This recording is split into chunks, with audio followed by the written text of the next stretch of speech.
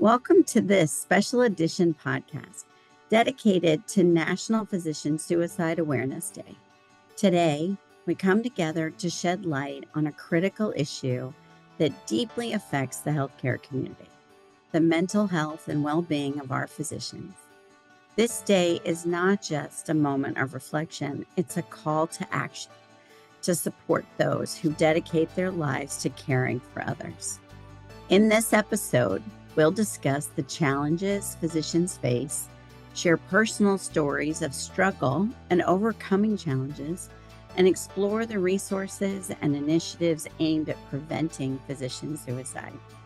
Whether you're a healthcare professional, an advocate, or someone who cares about the people who care for us, this episode is for you. Let's open our hearts and minds as we engage in this vital conversation and commit to making a difference in the lives of our physicians. Hello, I'm Melina Davis. I'm the CEO and EVP for the Medical Society of Virginia. And today I'm so very honored to talk with a dear friend and someone I admire a great deal, Corey Feist, who's the CEO and co-founder of the Dr. Lorna Breen Heroes Foundation. Corey, welcome. Thank you so much for having me. It's an honor to be with you today. I'm so glad you're here. And as you know, today is National Physician Suicide Awareness Day, or NPSA Day. NPSA Day is recognized every year on September 17th and is a call to action to the healthcare community to make preventing physician suicide a priority. And I think it's even grown beyond physician suicide to healthcare suicides in general. Whether you are a practicing provider, a patient, or a healthcare administrator, we all play a very integral role in this work and in creating the culture and safety of the people around us.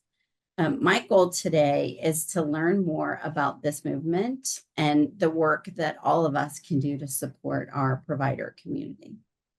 I wanted to just walk you into some questions if you'll indulge me, and I really want to hear a lot more from you, Corey. When we read all the statistics of physicians and the broader clinician suicide rate epidemic, frankly, it just raises a lot of questions. And beyond the data, the impact it has is real and profound and affects human lives. Do you have any stories or personal insights that you want to share with us that might bring it home on a personal level? I know you talk to people all over the country about this. I sure do. And, Melina, again, thank you so much for not only having me on, but having me on for this very special event and this important day.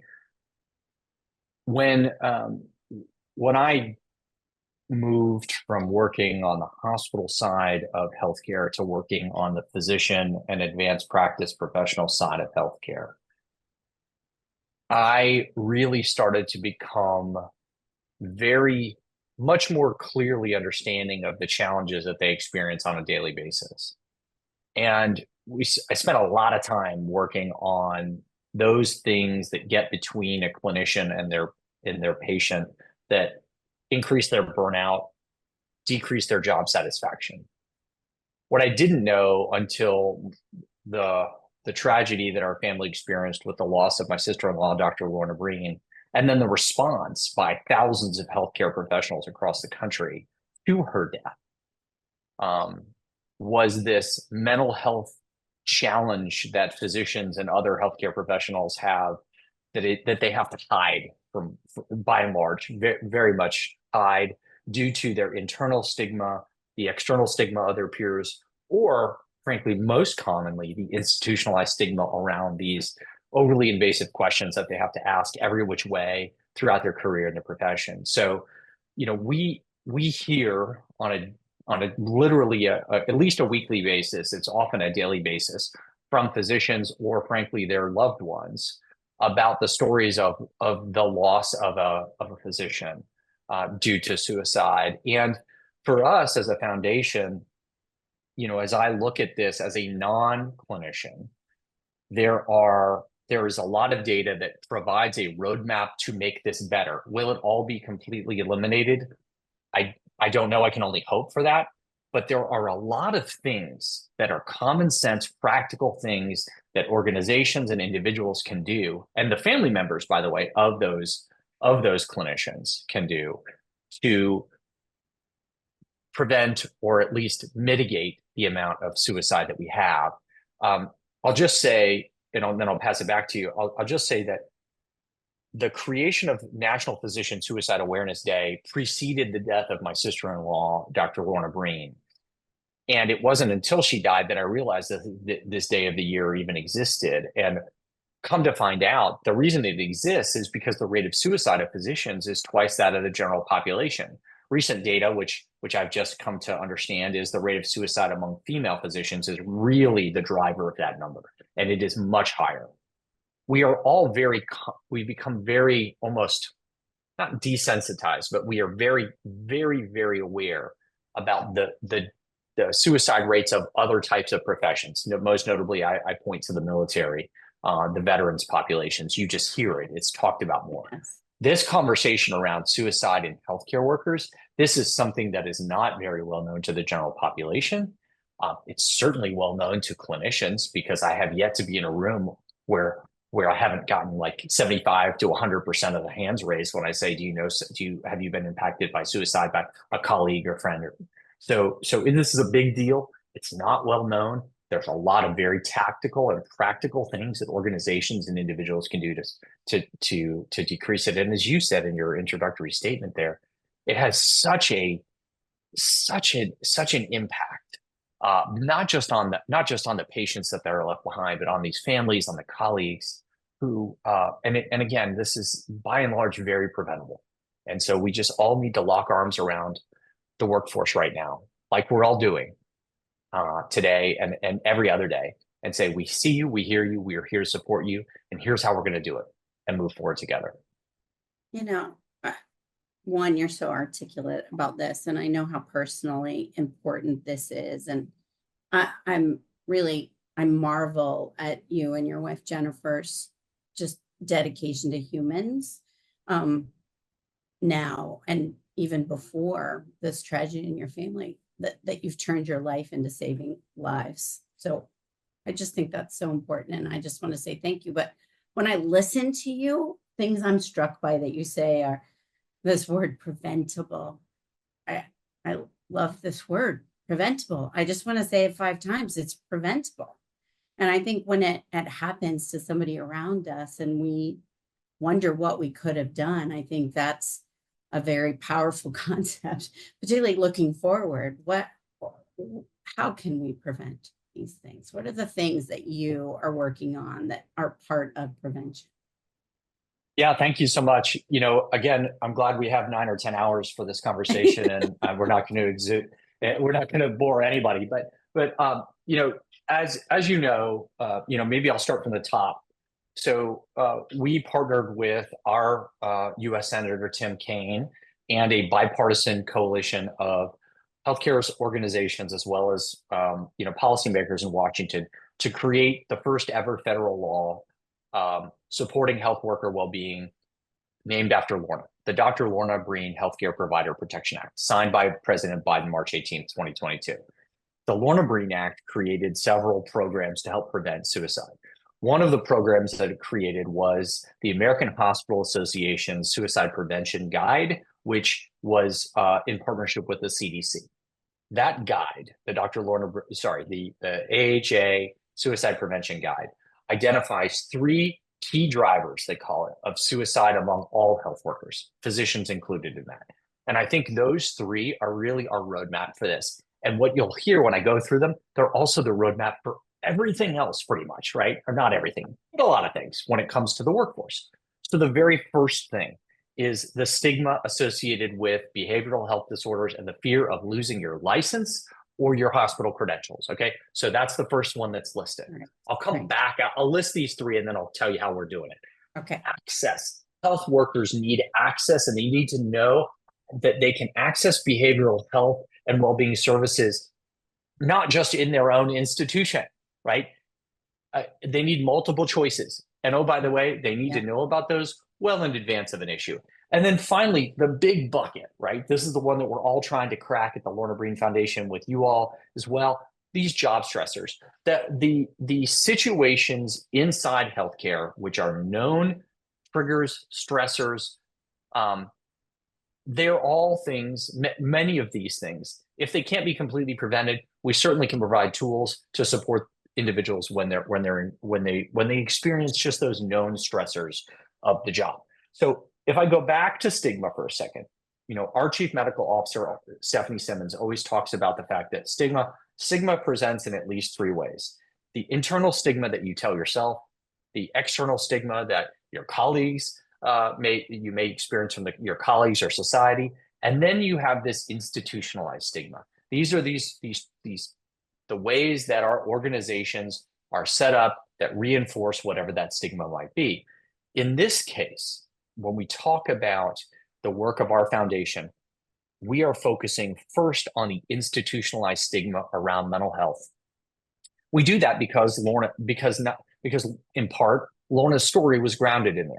She got we obtained for her the first ever mental health treatment of her career, of her life. And because she was having what any human would call a natural reaction to seeing a volume of death and dying that she had never seen. She was completely depleted in terms of her own internal resources. She was sick with COVID. She just been run over by this train that was Manhattan, ground zero COVID. Okay. We get her mental health treatment. She's inpatient and she starts to say, now I'm worried about, I'm going to lose my license to practice medicine. Okay, fine. Jennifer and I say, how can that possibly be a thing? It's 2020. There's a thing called the Americans with Disabilities Act. We could not move her off that position. Shortly after being discharged, Lorna dies by suicide. So we hear about this stigma from her around this institutionalized stigma. And then the floodgates of communication to our family open, and we hear for years, frankly, 3+ years every day from health workers across the country and in some cases around the world about these similar issues. We meet with families who have lost loved ones to suicide, who are in healthcare. And every single family, when asked the question, did your loved one worry at all about the ramifications of getting mental health treatment? 100% who I've ever talked to say, absolutely. So what we've done is we've created a toolkit and a recognition program to fix this issue. Dr. Carrie Cunningham is a surgeon at Mass General, and she said, the Lorna Breen Foundation, they're kind of funny. They saw a problem and they fixed it. Who knew you could do that in healthcare? Well, we did, Carrie. So we've created a toolkit, whether you're a licensing board, whether you're a hospital for your credentials, whether you're a malpractice carrier, whether you're a commercial insurance company. It's the same 3 steps. You audit your applications against 3 different standards that we give you. You change them if necessary, and then you communicate the heck out of that to the workforce. Because as we have now experienced through our foundation, both grounded in our personal loss, but also in all this data we have now accumulated, it is reinforced from the earliest days of medical school training through residency and practice that you cannot do anything about your mental health condition if you need help without potentially putting at risk, everything you've worked for. That toolkit that we've created and the challenge that we've issued to the country is called the All In Champions Challenge for licensing and credentialing. And we're giving out these badges to organizations, not just for them to recognize that they did the right thing, but more importantly for the workforce to see that they did the right thing. So that's been huge. We've changed the map, and every September, this one being no different, except this time it'll be next week, the week of the 23rd of September, we will be publishing a map of medical licensing, dental licensing, pharmacy licensing, nursing licensing, and then you'll be able to drill down in every state to see which hospital systems have done this work at the credentialing basis to just simply change those questions. So that's been a huge part of the stigma reduction. And I'm happy to pause there. And then I can go on to the other components of the work. But that's been a huge piece. Huge movement, and huge institutional change, which it's hard to get institutions to change. But tell us about the second one. You know, the second one, in terms of access, one of the things that we talk about is the fact that we unfortunately share commonly Dr. Scott Jolly's fears of getting mental health treatment in his own institution. As you know, this is the whole creation of the SafeHaven program, right? Um, it is, and again, here's a common sense solution, right? So you're a hospital system, you create your own health plan design, you get to decide where your clinicians go for healthcare. Scott Jolly was in Utah. He needed mental health treatment. His institution only had one choice, and that was to use his own services. We know the stigma is so great. We know that everyone is fearful of it. So if you're an organization, the first thing you can do is you can simply expand the offerings in your health plan design when it comes to mental health, when you need that care. The other thing you can do is you can join Melina's SafeHaven program like they have in Virginia, right? And that gives an alternative outside of the organization. And that piece is just so critical. I really don't think that most healthcare leaders, particularly those healthcare leaders who are not don't have a clinical background, don't have a medical license or nursing license, they don't understand this. I was one of those leaders. I had no visibility into this. And I'm like, mental health everywhere has a stigma. No. It's a different level. So accessing mental health care outside of your institution is key. Yes. The other thing, and then finally, and I'll just go into the job stressors for a minute. So one of the pieces of the Lorna Breen Act, another piece of the Lorna Breen Act, was to create a national campaign called Impact Wellbeing. Within Impact Wellbeing, that was run again by the CDC, just like that AHA plan. The Impact Wellbeing campaign is a health leader education campaign. It gives health leaders across the country free tools to take 6 discrete actions to improve the workplace. This is all about making the workplace a better environment where the workforce can thrive. We've taken that program, as you know, in Virginia, we've taken that program and we've made it into a technical assistance program called All In Caring for Virginia's Caregivers. We are doing this for All In Caring for North Carolina's Caregivers, and there's about 3 or 4 other states that we're launching this program in. But our efforts at the Lorna Breen Foundation have been to take an interdisciplinary approach, listen to what the workforce has told us, which is go talk to those healthcare leaders and make sure they know what to do to make this coal mine a little bit better for us to go to work in every day. Right. And it's that approach which has really, again, helped to start to change the landscape. We've not completely changed it because that's going to take a long time, but that's really been a huge part of our programmatic work. Between the work that is in the Champions Challenge for licensing and credentialing and our Caring for Caregivers, those have been big pushes for us. We've even taken Caring for Caregivers down another level, which is here's just focused leader training that we can do in a hospital system, again, or a medical group system, I should say, all about getting the leaders the tools so that they know what to do. Because that's what the need, that not only the need that we've perceived, but again, all of this work goes to make the workplace a better place. It'll decrease suicide and it'll improve both the clinician's experience as well as the patient's experience. You know, it's so interesting because I know in healthcare, you know, our whole job is to save lives, right? The whole job is to be there to make people's lives better, but we don't really, I say we, healthcare providers and caregivers don't think of themselves first, right? So that's one of the biggest things to overcome. But I think what we're learning is even the institutional leaders have a tendency to forget that they're people who are these heroes and show up every day to serve others, that they have needs too. And we do hear that there are burdens, administrative burdens and difficulties and challenges inside the institution that need to be addressed. But sometimes it feels overwhelming, whether you are the CEO or whether you run a department or whether you're one of the people who shows up every day to save another life. These are all actionable things to do at every level. You can be part of it. What have you had a moment with the CEO where they've been amazed that they could do something that have been actionable? And what do you think is the most meaningful thing for somebody to do if they want their leadership to start something like this? Yeah. So in caring for caregivers, we have online leader training. It's about 3.5 hours of training.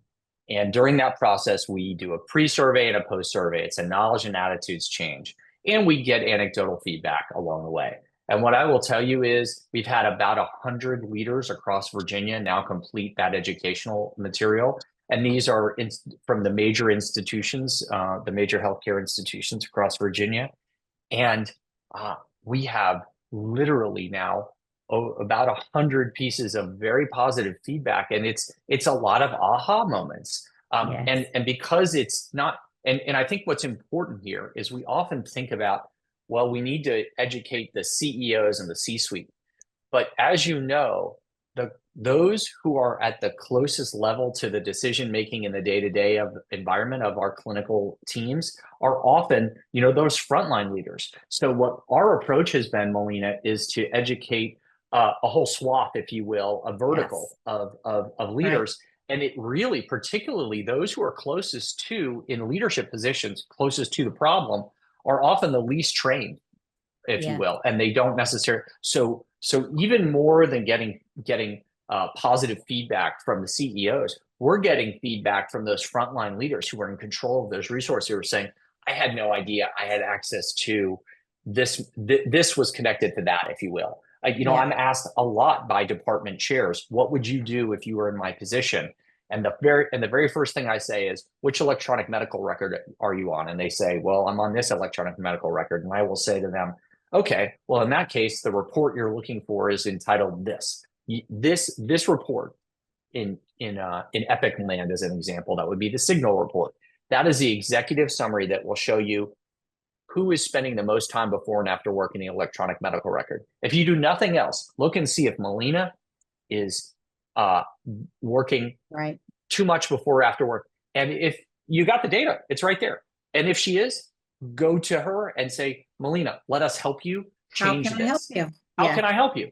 And it's really giving them knowledge of the tools that they already have and connecting that with every percentage of administrative burden you can decrease off the shoulders of a clinician. Not only is going to make their lives better, but it also potentially increases the amount of clinical care that they can be providing, which is always the thing that we're trying to get to. So I think that that's been the response, and it's just been an overwhelmingly positive response so far. Well, it's very empowering work, right? And I do think that this empowerment, the ability to believe that I can make a difference and that I can take actionable steps, no matter my role or responsibility, is very meaningful here. Because what I do know is when I've talked to people who've lost someone, if I'd only known, if I understood what I could do to help, right, I would have done it. And in innovation processes, we tell people, listen to the customer, listen to what their problems are, listen to what their challenges are. It's a two-way street. One has to listen and one has to speak. Right? It is a communication. And that really is a big part of it, is like seek to understand one another, and you will start to find the things that you can take action.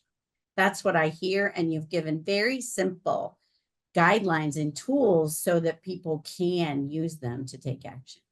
I love that. Thank you. I love it. Thank you. Very empowering. I'm very simple. I am very simple. That is me. But there are so many now, but there's so many common sense, practical things that can be done using existing resources that will make this better. And we know they exist, and they just have not really been adopted. So in some ways, what we're doing is we're just making those connections and building those bridges. Yes. We talk about with SafeHaven all of the time, the importance of creating a place where there's psychological safety. And in an institution that can demonstrate that they genuinely care and are concerned about this issue, that their leadership is taking action like credentialing and licensing, and by offering outside resources so that that information doesn't pass through employment related or license related concerns, right? Is building trust in that relationship and is building an area of psychological safety and a culture that encourages talking about this, right? And encourages the individual to do it, right? All of these are components, and it really comes down to this interaction with humans in a caring way, particularly those who are giving every day to somebody else, right? But they need somebody showing care to them and providing this sense of safety. So I'm just really just want to say, tip my hat to you. The work you're doing is so important to our members, so important to all of the people that we're advocating for nationally. I just love what you and everybody at the Lorna Breen Heroes Foundation is doing. I just want to thank you. It's an honor to carry this forward. It really is. Is there anything else you feel like that is important to share with the audience today that we haven't hit on, or that they need to know, or you need them to do to help you? Yeah, I think, and this isn't so much me needing them to do, but something that would go a long way. As we have learned, working with our bipartisan coalition in Washington, D.C., the Dr. Lorna Breen Healthcare Provider Protection Act has a natural expiration date, like all laws that create programs. That expiration date is actually coming soon at the end of September, which means we need to extend it. And we're working to extend it for another 5 years. And I keep saying we're just part of the bandwagon. We would love to be able to extend the opportunity to any listener to simply send a message to member of Congress to say, please reauthorize the Lorna Breen Act. It's had a huge impact, and there's so much more work to be done. As I sit here today with you, we have sent over 13,573 messages to members of Congress saying, prioritize the Lorna Breen Act and have it reauthorized for 5 years and fund it. So we would love to put a link out there for everybody to simply contact their member of Congress. And if their member of Congress has already signed on to it, it will send them a note of thanks and gratitude. This will take your listeners 35 seconds to 40 seconds to do, and it will go a very long way to help us extend these programs. I shouldn't say us. It will allow Congress to extend the programs, and that will benefit all health workers, not only in Virginia, but also in all the other states. All right. And we will definitely share that link with this podcast. We'll make sure that that's available and encourage everybody to do that. It's Awesome. very important to continue the work that's already been done so we can keep going on the other work. Yeah. You know what? There's one more thing, Melina, because Yes. we are talking about National Physician Suicide Awareness Day, and that's grounded us here. Everyone needs to know that 988 exists. 988 is the new 911 for mental health in the country. And Yes. 988 would have been very helpful for my family if it existed when it did, now that it does. 988 is the lifeline, literally, for money. So even if you've learned nothing else from this conversation today, write down 988 on this National Physician Suicide Awareness Day, share it with 2 other people that this number exists. Put it in your phone, and don't think twice if you feel like you need to use it. Use it. I love it. I love it. We are lucky to have these resources at hand. And I would just say to listeners, if you are listening in states that have not yet passed the SafeHaven laws, I would really encourage you to also use the link for that so that we can get protections in your state that encourage people to seek care and seek counseling and coaching before they get to the point of suicidality and self-harm. We really want to make sure people feel safe and they feel protected, and these laws are designed to do that. And they're a great companion piece to the work that we're doing together with the Dr. Lorna Breen Heroes Foundation and the work nationally that they are doing. So I really encourage everybody, let's advocate for the law that we have federally, and let's bring more to the states so that we get people care before they feel like they have no other options. So Corey, I'm so grateful to have you here today, but I'm grateful to know you as a friend and to get to work with you as often as I do. Thank you so much. Thank you so much. And thank you for your leadership. It's unbelievable. I'm in awe of you every day, Melina. Oh, goodness. So thank you so much. Thank you, dear. All right. Thanks for joining us. You got it. As we conclude this special episode for National Physician Suicide Awareness Day, we want to extend our heartfelt thanks for joining us in this critical conversation. The well-being of our clinicians is paramount, and addressing their mental health needs is an ongoing and collective responsibility. We're also excited to announce the launch of a new 7-part podcast series where we'll delve deeper into the challenges faced by healthcare providers, explore strategies for overcoming challenges, and highlight the support systems available to them. Each episode will feature expert insights, personal narratives, and practical tools to help foster a healthier, more supportive environment for our clinicians. Be sure to follow us on social media. We're going to have some great guests you won't want to miss.